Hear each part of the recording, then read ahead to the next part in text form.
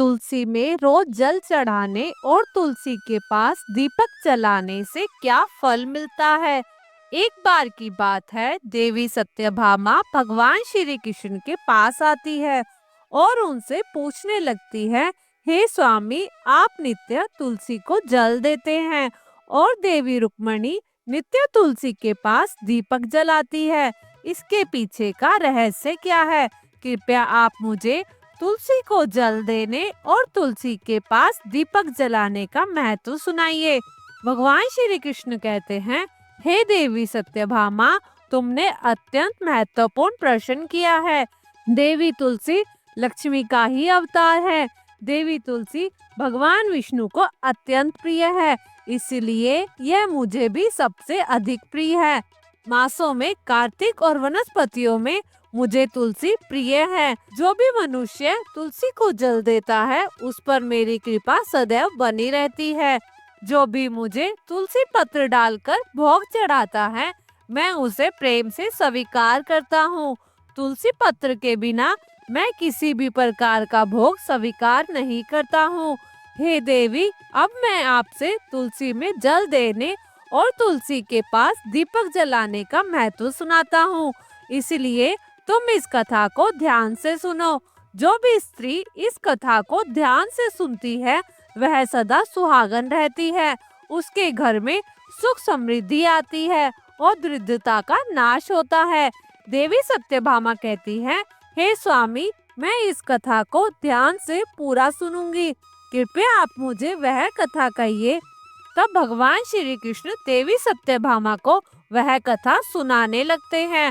भगवान श्री कृष्ण कहते हैं, हे देवी, मध्य देश में श्याम शर्मा नाम का एक वैश्य अपनी पत्नी के साथ रहता था। वैश्य के पास किसी चीज की कोई कमी नहीं थी। ईश्वर की कृपा से उसके पास सब प्रकार के सुख ऐश्वर्य थे, किंतु उस वैश्य की कोई संतान नहीं थी, जिस कारण से वह सदैव ही दुखी रहा करता था। उसे वैद्य ने संतान प्राप्ति के कई उपाय बताए, जिस कारण से वह सदैव दुखी रहा करता था। उसे वैद्य ने संतान प्राप्ति के लिए कई उपाय बताए। उसने दान धर्म किया, अनेक प्रकार के वैद्य भी बुलाए, उनसे नाना प्रकार के उपचार किया, किंतु फिर भी उसे कोई संतान नहीं हो रही थी। फिर एक दिन वह वैश्य महामुनि वशिष्ठ जी से मिलने के लिए उनके आश्रम पर जाता है। मुनि वशिष्ठ श्याम शर्मा का स्वागत करते हैं और उनसे कुशल मंगल पूछते हैं। तब वह श्याम शर्मा मुनि वशिष्ठ जी से कहता है, हे मुनीश्वर, मैं अत्यंत दुखी हूँ। मेरी कोई संतान नहीं है और संतान के बिना मेरा उद्धार कैसे होगा। मैंने संतान प्राप्ति के लिए अनेक उपाय भी किया, किंतु मुझे संतान नहीं हो रही। कृपया आप ही बताएं कि मुझे किस कारण से पुत्र की प्राप्ति नहीं हो रही है। क्या मुझसे जाने अनजाने में कोई पाप हुआ है? तब मुनि वशिष्ठ जी अपनी दिव्य दृष्टि से श्याम शर्मा के पूर्व जन्म के बारे में जान लेते हैं। वशिष्ठ जी कहते हैं, हे वत्स, पिछले जन्म में तुम्हारे द्वारा घोर पाप किया गया था। इस कारण से तुम्हें इस जन्म में संतान सुख की प्राप्ति नहीं हो रही। श्याम शर्मा कहता है, हे मुनिवर, कृपया आप मुझे बताइए, पिछले जन्म में मैंने कौन सा पाप हुआ था और उस पाप से मुक्त होने के लिए मुझे क्या उपाय करना चाहिए। वशिष्ठ जी कहते हैं, हे वत्स, पिछले जन्म में तुमने जो अपराध किया था उसके विषय में सुनो। पिछले जन्म में तुम एक अहंकारी वैश्य थे। तुम्हारा जन्म धनवान कुटुंब में हुआ था। तुमने पिछले जन्म में एक गाय को अत्यंत दुख दिया था। एक दिन एक गाय भूख और प्यास से व्याकुल होकर तुम्हारे द्वार पर आई थी, किंतु तुमने उस गाय को रोटी नहीं खिलाई, चारा भी नहीं दिया और ना ही उसे जलपान कराया। तुमने बड़ी ही निर्दयता से उस गाय को अपमानित करके घर से निकाल दिया। उस गाय ने अभी अभी बछड़े को जन्म दिया हुआ था और वह मुख से व्याकुल होने के कारण वह गाय वहीं पर ही मूर्छित होकर गिर पड़ी और उस दिन वह अपने बछड़े को दूध नहीं पिला पाई। इसलिए इस गाय ने तुम्हें श्राप दिया। इस गाय के श्राप के कारण तुम्हारी ऐसी दशा हुई उस गाय के श्राप के कारण तुम्हें इस जन्म में संतान नहीं हो रही है। वशिष्ठ जी की बात सुनकर श्याम शर्मा को बड़ा दुख हुआ और वह स्वयं को कोसते हुए कहने लगा, हाय मैंने ये क्या किया। एक बेचारी दुखी गौमाता की सेवा नहीं की। मैंने बहुत बड़ा अपराध किया है और उसी का दंड मुझे भोगना पड़ रहा है। श्याम शर्मा वशिष्ठ जी से कहते हैं, हे मुनिवर, पाप का प्रायश्चित मैं कैसे करूं? कृपया आप मुझे मार्गदर्शन कीजिए।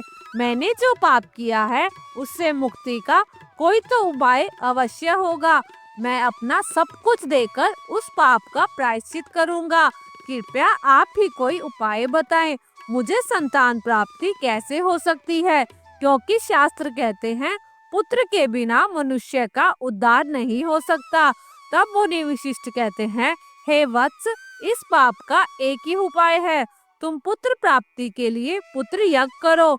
इसी यज्ञ के फलस्वरूप तुम्हें संतान की प्राप्ति होगी।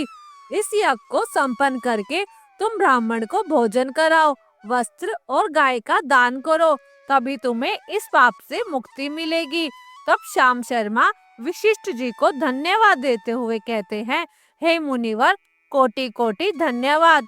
मैं आपके कहे अनुसार अवश्य ही पुत्र यज्ञ करूंगा और ब्राह्मणों को गायों का दान करूंगा। इतना कहकर वह श्याम शर्मा शीघ्रता से अपने घर पर लौटता है और अपनी पत्नी को सारी हकीकत सुनाता है। फिर वह दोनों पुत्र यज्ञ की तैयारी करते हैं। अनेक ऋषि मुनियों को निमंत्रण देकर वह श्याम शर्मा पुत्र यज्ञ संपन्न करता है और उन ऋषियों तथा ब्राह्मणों को गाय का दान करता है। यज्ञ के संपन्न होने के पश्चात यज्ञ की अग्नि से अग्निदेव प्रकट होते हैं और उस श्याम शर्मा से कहते हैं, श्याम शर्मा, आज तुम्हारा यज्ञ सफल हुआ।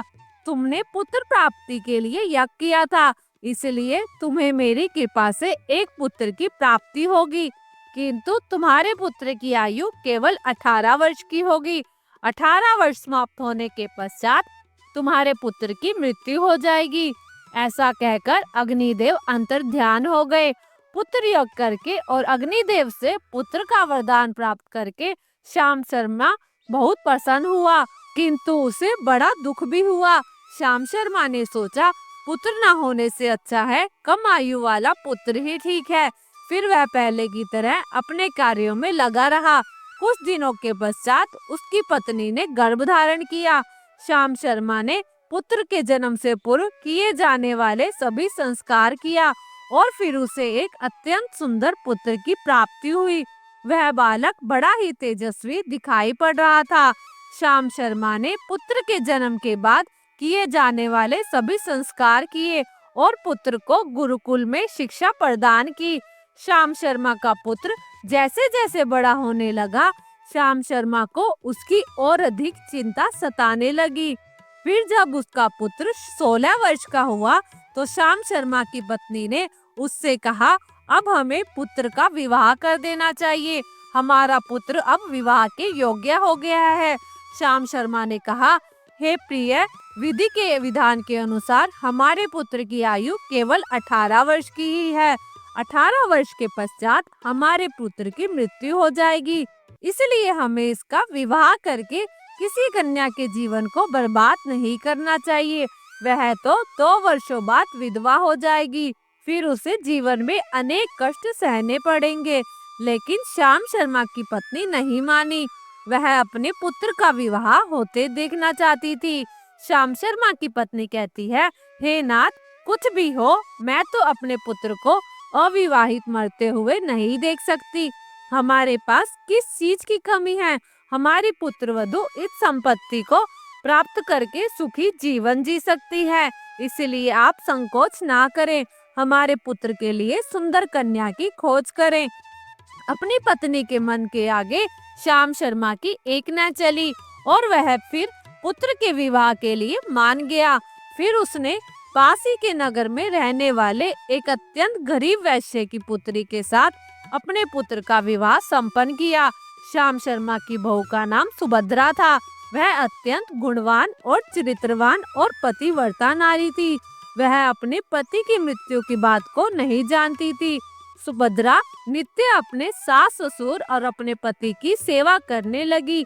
वह सभी के साथ बड़े प्रेम से रहती और कभी किसी की आज्ञा का उल्लंघन नहीं करती थी। उसने अपनी मधुर वाणी और कार्यकुशलता से सभी के मन को जीत लिया था। इस प्रकार से 2 साल बीत गए और फिर वह समय निकट आ गया जब श्याम शर्मा के पुत्र की मृत्यु होने वाली थी। श्याम शर्मा को बड़ा भारी लगने लगा। एक दिन उसने अपनी बहू को बुलाया और उससे क्षमा मांगते हुए कहने लगा, बहू, तुम मुझे क्षमा कर देना, मैंने तुम्हारे साथ बहुत बड़ा अन्याय किया है। बहू ने कहा, हे ससुर जी, आप ऐसा क्यों कह रहे हैं? आप मुझे क्षमा मांगकर लज्जित ना कीजिए। मैं आपसे छोटी हूँ, आपकी पुत्री के समान हूँ। कृपया आप संकोच ना करते हुए आपके मन में जो भी बात है वह कहिए। मैं आपकी आज्ञा का पालन अवश्य करूंगी। फिर श्याम शर्मा कहने लगे, पुत्री, तुम कल्याणी हो, तुम एक महान पतिव्रता हो, किंतु मेरे पुत्र के साथ तुम्हारा विवाह होने से पूर्व मैंने तुमसे एक बात छुपाई है। हमें पुत्र की प्राप्ति पुत्र यज्ञ करने के बाद हुई थी और अग्निदेव ने हमें यह कहते हुए पुत्र प्राप्ति का आशीर्वाद दिया था कि हमारे पुत्र की आयु केवल 18 वर्ष की होगी। 18 वर्ष के बाद हमारे पुत्र की मृत्यु हो जाएगी। अपने ससुर से बात सुनकर सुभद्रा ने कहा, हे ससुर जी, बस इतनी सी बात, आप चिंता ना कीजिए। मैं आपको वचन देती हूँ कि आपकी पुत्र वधू मैं कभी विधवा नहीं होंगी। आपके पुत्र के प्राणों की रक्षा मैं करूंगी। आप बस मुझे एक दीपक, जल का घड़ा और एक गाय लाकर दीजिए। मेरे पति के प्राणों की रक्षा इन्हीं से ही होगी। सुभद्रा की बात सुनकर श्याम शर्मा को बड़ा आनंद हुआ। वह कहने लगा, बहू, जैसी तुम्हारी इच्छा, मैं तुम्हें वह सब चीज लाकर देता हूँ। इतना कहकर श्याम शर्मा ने अपनी बहू को वह तीनों चीजें लाकर दे दी। फिर जब वह दिन निकट आया जिस दिन सुभद्रा के पति की मृत्यु होने वाली थी, उस दिन सुभद्रा ने सुबह उठते ही तुलसी को जल चढ़ाया और उसे प्रणाम करते हुए तुलसी के पौधे पर एक चुनरी बांधी और तुलसी माता से प्रार्थना की, हे तुलसी माँ, मैं आपको चुनरी चढ़ा रही हूँ, कृपया अब तुम ही मेरे सुहाग की रक्षा करना। फिर सुबह के समय यमराज का एक दूत श्याम शर्मा के पुत्र के प्राण लेने के लिए उसके घर पर आ गया। जैसे ही वह घर में प्रवेश करने लगा, तब तुलसी के पौधे ने उसे रोक दिया। कहा, हे यमदूत, इस घर में मेरा निवास है। और कहा, हे यमदूत, इस घर में निवास करने वाली स्त्री ने मुझे चुनरी चढ़ाई है और इसलिए अब इसके सुहाग की रक्षा मैं कर रही हूँ। तुम इसके घर में प्रवेश नहीं कर सकते। इतना कहकर तुलसी ने यमराज के उस दूत को घर में जाने से रोक दिया। वह दूत भयभीत होकर सुभद्रा के पति के प्राण लिए बगैर ही यमपुरी लौट गया। यमपुरी में जाकर उसने यमराज से कहा, हे धर्मराज, मैं धरती लोक पर एक पुरुष के प्राण लेने गया था, किंतु तुलसी के पौधे ने मेरा रास्ता रोक लिया। उस तुलसी के पौधे के कारण मैं घर में प्रवेश नहीं कर पा रहा हूँ। इस पर यमराज को बड़ा क्रोध आया। फिर उन्होंने अन्य 2 दूतों को बुलाया और कहा, तुम अब शाम के समय सुभद्रा के घर जाओ। जब तुलसी का पौधा सो रहा होगा, तुम उसके पति के प्राण लेकर यमलोक आ जाओ। फिर शाम के समय यमराज के 2 दूत सुभद्रा के घर की ओर निकल पड़े। सुभद्रा ने शाम होते ही तुलसी के पास एक दीपक जला दिया और उनसे प्रार्थना की, हे दीपक, अब तुम ही मेरे पति के प्राणों की रक्षा करो। यम के दूत मेरे पति के प्राण लेने आ रहे हैं। फिर शाम हो गई, तुलसी का पौधा सो गया। यमराज के 2 दूत सुभद्रा के घर के सामने आकर खड़े हो गए और सोचने लगे, अब तो इस मनुष्य के प्राण लेकर ही हम यमपुरी लौटेंगे। जैसे ही यम के दूत सुभद्रा के घर में प्रवेश करने लगे, तो तुलसी के पास लगाए हुए दीपक ने उनका रास्ता रोक दिया और कहा, हे दूतों, तुम अब इस सुभद्रा के पति के प्राण नहीं लेकर जा सकते। उस स्त्री ने मुझे प्रज्वलित करके उसके पति के प्राणों की रक्षा करने की प्रार्थना की है, इसलिए मैं उसके पति के प्राणों की रक्षा कर रही हूँ। इसलिए तुम आज उसके पति के प्राण नहीं ले जा सकते। तुम यहीं से लौट जाओ, नहीं तो मैं सबको जलाकर भस्म कर दूंगी और मेरी अग्नि में तुम दोनों भी जलकर भस्म हो जाओगे। उस दीपक की बात सुनकर यमराज के दोनों दूत अत्यंत भयभीत हो गए और फिर से लौटकर यमराज के पास चले गए। वहां जाकर उन्होंने यमराज को सारा वृत्तांत सुनाया। यमराज, हे यमराज, आपकी आज्ञा का पालन करते हुए हम दोनों शाम के समय उस पुरुष के प्राण लेने गए थे, किंतु तुलसी के पास लगाए दीपक ने हमारा रास्ता रोक दिया, इसलिए हम खाली हाथी लौट आए। यह सुनकर यमराज को बड़ा क्रोध आ गया।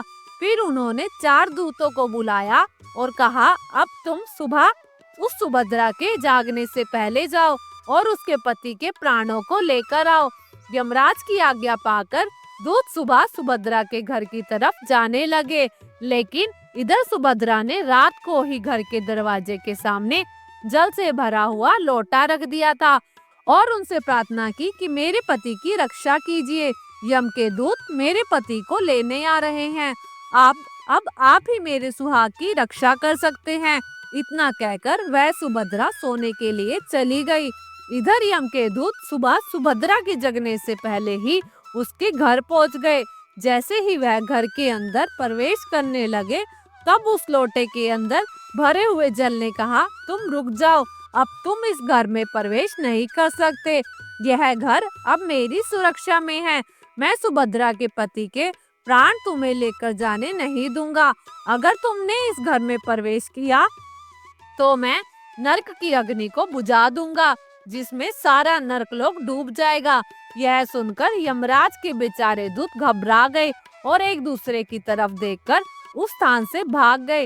वे सभी यम के दूत यमराज के पास लौट गए और उनसे कहने लगे, हे धर्मराज, आपकी आज्ञा का पालन करने के लिए हम चारों सुबह सुभद्रा के जागने से पहले उसके पति के प्राण लेने के लिए पहुंच गए थे, किंतु सुभद्रा के घर के बाहर रखे हुए जल के लोटे ने हमारा मार्ग रोक लिया। इस कारण से हम उस घर में प्रवेश नहीं कर सके। अब यमराज को बहुत अधिक क्रोध आ गया। इस पर उन्होंने 8 यमदूतों को बुलाया और कहा, यमदूतों, अब शीघ्रता से जाओ और बलपूर्वक उस मनुष्य के प्राण खींचकर यमलोक लेकर आओ। फिर वह 8 यमदूत यमराज की आज्ञा का पालन करते हुए पृथ्वी लोक पर उस सुभद्रा के घर के पास आ जाते हैं, तो वो देखते हैं कि सुभद्रा के घर के सामने एक गाय खड़ी है। सुभद्रा ने यमदूतों के आने से पहले अपने घर के सामने गाय को बांध दिया था और गौमाता से विनती की थी, हे गौमाता, आज यम के दूत मेरे पति के प्राण लेने के लिए आ रहे हैं। अब आप ही मेरे सुहाग की रक्षा कर सकती हो। हे गौ माता, मैं आपकी शरण में आई हूँ, कृपया मुझे विधवा होने से बचा लीजिए। उस गाय ने कहा, हे पुत्री, तुम चिंता मत करो, तुम्हारे पति के प्राणों की रक्षा मैं स्वयं करूंगी। मेरे होते हुए यम के दूत तुम्हारे घर में प्रवेश नहीं कर पाएंगे, इसलिए तुम चिंता से मुक्त होकर घर में अपने पति की सेवा करो। फिर जैसे ही यमदूत घर के अंदर प्रवेश करने के लिए आगे बढ़ते हैं, तब वह गाय उन्हें रोक देती है और कहती है, इस घर में तुम लोग प्रवेश नहीं कर सकते, इस घर की रक्षा मैं कर रही हूँ। मेरे रहते कोई भी इस घर के अंदर प्रवेश नहीं कर सकता। यदि तुमने घर के अंदर प्रवेश करने का प्रयत्न किया तो मैं तुम सभी को श्राप दे दूंगी। अगर तुम इस घर के अंदर प्रवेश करना है तो तुम्हें पहले मेरे प्राण लेने पड़ेंगे। तुम सभी को गौ हत्या का पाप लगेगा, जिसका कोई प्रायश्चित नहीं है। वहाँ पर उपस्थित सभी यमदूत गाय के द्वारा श्राप देने की बात सुनकर भयभीत हो गए। वे जानते थे कि गाय के द्वारा दिए गए श्राप से कोई मुक्त नहीं कर सकता और गौ हत्या तो संसार का सबसे बड़ा अपराध है और महापाप है, जिसका कोई प्रायश्चित भी नहीं है। इसलिए वे सभी वहां से लौटकर यमराज के पास चले गए। यमपुरी में जाकर उन यमदूतों ने यमराज को सारा वृत्तांत सुनाते हुए कहा, हे धर्मराज, उस सुभद्रा के पति के प्राणों की रक्षा एक गाय कर रही है। उस गाय ने हमें श्राप देने की बात कही है, इसलिए हम सभी भयभीत होकर वापस लौट आए हैं। हम में गाय का सामना करने की शक्ति नहीं है। उन यमदूतों की बात सुनकर यमराज आग बबूला हो गए और स्वयं भैंसे पर सवार होकर पृथ्वीलोक की ओर निकल पड़े। यमराज अपने भैंसे पर सवार होकर उस सुभद्रा के घर के पास चले आते हैं। यमराज को अपने घर के सामने खड़ा हुआ देख सुभद्रा भयभीत हो जाती है और जल्दी से आकर यमराज के चरणों को स्पर्श करके उन्हें नमस्कार करती है और उनकी स्तुति करने लगती है। हे यमराज, आप तो तीनों लोगों के प्राणियों पर कृपा करने वाले महान देवता हैं। इस संसार के समस्त प्राणियों के पाप और पुण्य का लेखा जोखा आप अपने पास रखते हैं। हे न्याय के देवता धर्मराज, मैं सत्य धर्म का पालन करने वाली पतिव्रता स्त्री हूँ। मैं आपको बारंबार नमस्कार करती हूँ। कृपया मुझे आशीर्वाद दीजिए। सुभद्रा के द्वारा की गई स्तुति से यमराज अत्यंत प्रसन्न हुए और उसे अनजाने में ही सदा सुहागन रहो ऐसा कहकर आशीर्वाद देते हैं। फिर जब यमराज सुभद्रा के पति के प्राण ले जाने के लिए आगे बढ़ते हैं तो सुभद्रा कहती है, हे धर्मराज, आपने मुझे सदा सुहागन रहने का आशीर्वाद दिया है और अब आप ही मेरे पति के प्राण लेने जा रहे हैं। इससे तो आपका आशीर्वाद झूठा साबित हो जाएगा। यह सुनकर धर्मराज रुक जाते हैं और सुभद्रा की ओर देखकर मुस्कुराने लगते हैं। सुभद्रा के निर्मल हृदय और अपने पति के प्रति समर्पण भाव को देखकर यमराज अत्यंत प्रसन्न होते हैं और सुभद्रा की ओर देखकर यमराज कहते हैं, हे पुत्री, आज तुमने साक्षात मृत्यु को पराजित किया है। मैं तुम्हारे पतिव्रत धर्म से अत्यंत प्रसन्न हूँ। अब मैं तुम्हारे पति के प्राणों को छोड़ देता हूँ। तुम्हारी जो भी मनोकामना है वह मुझसे मांग लो। तब सुभद्रा ने कहा, हे धर्मराज, मैं अपने पति के लिए 100 वर्ष की आयु मांगती हूँ। मेरे लिए मेरे पति ही परमेश्वर हैं। मैं अपने पति को छोड़कर जीवित नहीं रह सकती, इसलिए आप मुझे यही वरदान दीजिए। तब यमराज प्रसन्न होकर कहते हैं, तथास्तु। हे कल्याणी, आज से जो भी स्त्री अपने घर के सामने तुलसी का पौधा लगाती है, तुलसी के पास शाम को दीपक जलाती है, के सामने गाय बंधी होती है और जो स्त्री अपने घर के सामने जल का लोटा रखती है, उसके घर में कभी मेरे दूत प्रवेश नहीं करेंगे। इतना कहकर यमराज उस स्थान से अंतर ध्यान हो जाते हैं।